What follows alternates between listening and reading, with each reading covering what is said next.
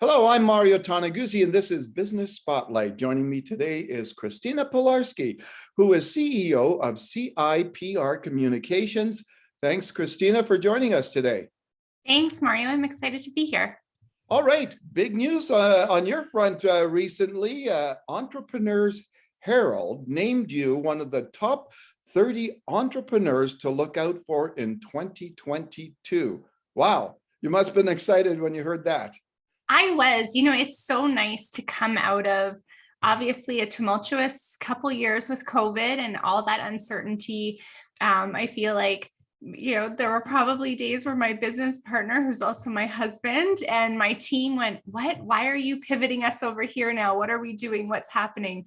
Yeah. So to come out with this recognition has been really nice. And I feel like a nice confirmation for me that, okay, we're headed in the right direction. And it's not only a Canadian list, as I understood, right?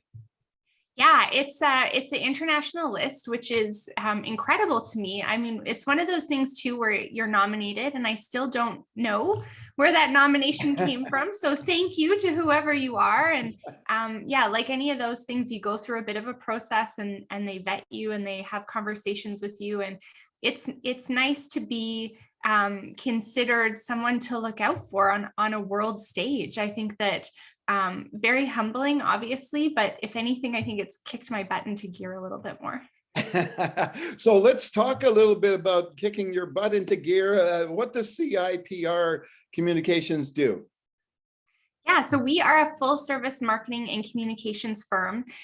We started out really honed in on public relations, which is my background. And as the market changed and as I think our clients were looking for a continued return on investment, it made sense for us to dive into digital marketing. So in 2019, actually, we became a certified WSI agency. And WSI is a global digital marketing, I like to call them the group of experts, those international experts doing amazing things. So to partner with them was able to take us to the next level in terms of that marketing side. So all those things, everything from media relations to search engine optimization, websites, to, even things like this, Mario, where you get to talk to folks like you. So tell me, when you started the company and I guess the why and how it started. Yeah, so I actually started back in 2010, which to me seems like just yesterday, but it's a while ago now. And I feel like any I'll say kid in their master's program trying to earn money on the side, I thought, okay, I know a thing or two about social media and online communication. I'm going to offer this service. I went into a full-time professional career after my studies and kept CIPR as what I'll call my side hustle. It was still helping out a few contracts here and there. And in 2015, I kind of looked around at the organization I was at. My leadership had changed. There were lots of changes happening. I was in the energy industry, so lots of changes happening in that industry at that time. And I said, you know what, I think I want to make some change for myself. I know that change is going to be dictated to me in the course of a few months or a few years. And that's when I sprang into action, I guess. I had some great conversations with consultants that I was currently using in my role and asked them what it was like out there. And they encouraged me to go for it. I thank all those people still today. And here we are. So 2015, I went full time. 2017, my husband joined me. And now 2022, we're a team of 7 on the ground with international consultants that we help out. And I definitely back then wouldn't have dreamed how much we've grown in such a short time. Now, without getting into specifics, unless you want to, of course, tell me who your clients are, like what range of industries and businesses, and where they are. Yeah, I think what's really interesting about this, I'll say last year or two with COVID is it's allowed our client base to become North American wide. So, before that, I would say we were very Calgary centric. We love the tourism industry. We love energy services. We love that B2B space. Cannabis has been an interesting, I'll call it a a roller coaster I enjoy being on. It's always an interesting space, but a variety of clients there, but they were all very close to home or regional. And with COVID, obviously things continue to go digital. I think sometimes people are more hesitant to go with a company that's not on the ground right in front of them. Yeah. And like the pandemic changed that, right? So, now this interaction on video call is not challenging. There really was this legitimacy made in terms of, okay, my consulting agency is over there and that's okay. They can still be quote unquote on the ground for me as needed. So that's been really interesting. We're working with several new clients out of the US, across Canada. So it's been fun to learn new markets, but also to prove our methods across borders, which has been nice. So when a client comes to you, what are they really looking for? Well, you should ask my clients that. No, I mean, there are two things. I always bring it down to two things: brand reputation and lead generation. So a client is coming to us to either increase that brand awareness, maybe earn some goodwill when it comes to that, general market or their niche markets, or they're coming for leads, right? They want to, whether that leads is coming in the front door, whether that's the phone to ring, but generally you can boil it down to those two things. Okay, then super. So, there's a lot of companies and agencies, et cetera, doing kind of the stuff that you do. How would you describe, how you differentiate in the marketplace from all those others out there? Yeah, this question is so important to me because I sat on the other side for a number of years, and I would hire great consultants, ones that I loved working with. You learn what you like and what you don't like. But there were always these times to me that I sat and wondered, okay, what are they doing today? Right? I think the typical consultant kind of disappears for a bit and you lose touch. And so for me, that was the forefront of building the model for CIPR. So I would say our differentiators, there's probably four. I would say first, we pride ourselves in being strategy first. So if someone, called me up today and said, I really need search engine optimization, Christina, I would say, okay, well, first we're going to strategize. Why? I would never just sell you something, even if you're hot out the gate, ready with the credit card. I'm going to make you step back and I'm going to say, let's think about the strategy. Are we going for that brand reputation? Are we going for lead generation? What are our markets? Is this something global? Is this something local?